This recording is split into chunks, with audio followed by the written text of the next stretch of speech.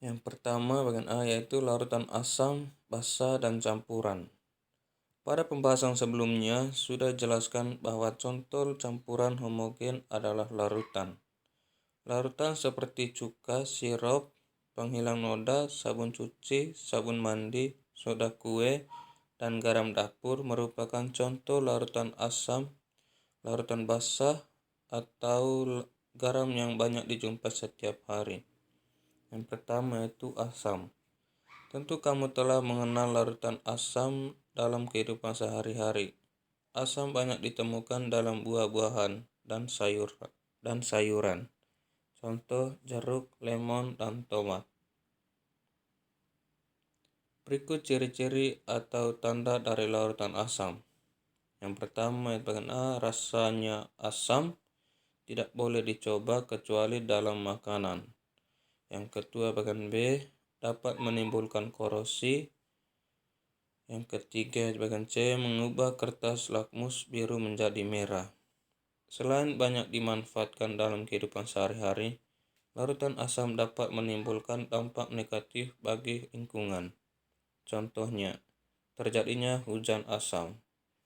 Di beberapa wilayah terjadinya hujan asam yang menyebabkan kerusakan pada bangunan gedung dan patung dalam kota. Mengapa terjadi hujan asam?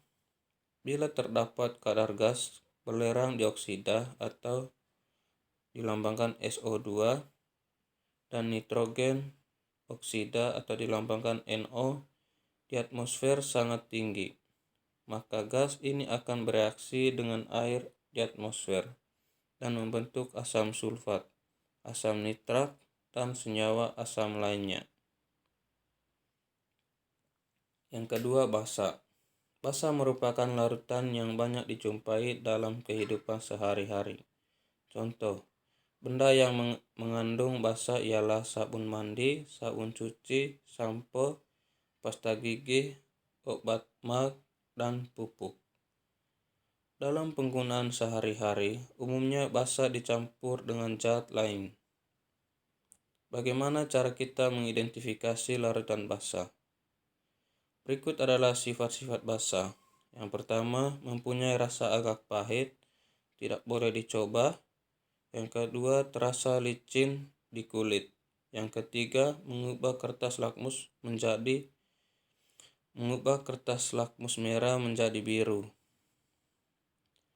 Contoh penerapan reaksi netralisasi dalam kehidupan sehari-hari adalah untuk pengobatan bagi penderita sakit MA, di mana sakit MA atau kondisi kadar asam lambung yang tinggi. Maka obat MAG adalah senyawa yang bersifat basa. Kandungan magnesium hidroksida atau aluminium hidroksida. Yang ke B, indikator. Larutan asam dan larutan basa memiliki sifat-sifat yang khas. Salah satu cara untuk membedakan asam atau basa dapat menggunakan indikator. Suatu indikator asam basa adalah suatu senyawa yang dapat menunjukkan perubahan warna apabila bereaksi dengan asam atau basa. Indikator asam basa dapat dibedakan menjadi indikator alami dan indikator buatan. Indikator alami adalah berbagai jenis tumbuhan dapat digunakan sebagai indikator alami. Tumbuhan yang termasuk indikator alami akan menunjukkan perubahan warna pada larutan asam ataupun basa. Beberapa contoh tumbuhan yang dapat digunakan sebagai indikator alami adalah kunyit, bunga mawar, kubis merah, kubis ungu, dan bunga kembang sepatu. Sekarang yang kedua, indikator buatan. Salah satu jenis indikator buatan yang bukan dalam bentuk larutan cair adalah kertas lakmus. Ada dua jenis kertas lakmus, yaitu lakmus biru dan lakmus merah. Warna kertas lakmus biru akan menjadi merah dalam larutan asam. Warna kertas lakmus merah akan menjadi biru dalam larutan basa. Yang ke-C yaitu garam.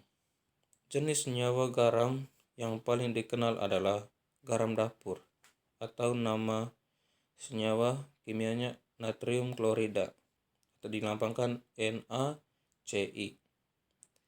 Bagaimana senyawa garam dapat terbentuk?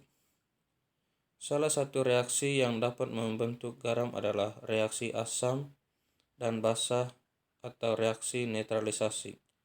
Pada reaksi netralisasi tersebut akan dihasilkan garam dan air, yaitu asam ditambah basa sampai garam ditambah air.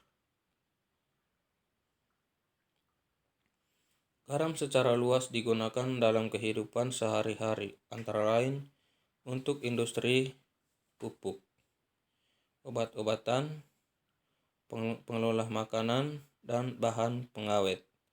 Contoh reaksi asam dan basa yang membentuk berbagai jenis garam adalah yang dilambangnya HCl tambah NaOH sampai NaCl tambah H2O, yaitu asam klorida ditambah natrium hidroksida sampai garam NaCl tambah air.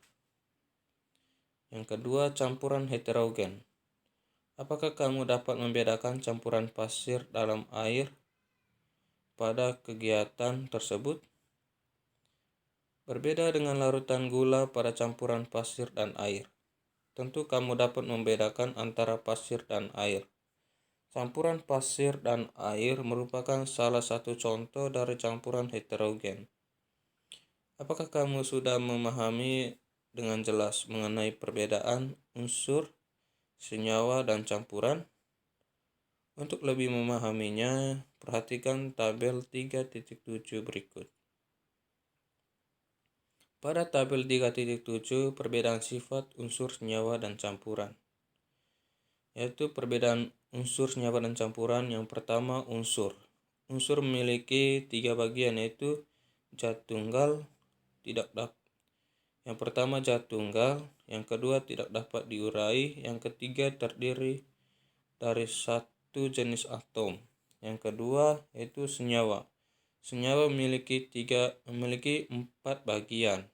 Yang pertama zat tunggal, yang kedua dapat diuraikan, yang ketiga tersusun atas 2 jenis atom atau lebih. Yang keempat perbandingan massa zat penyusun tetap. Yang ketiga campuran.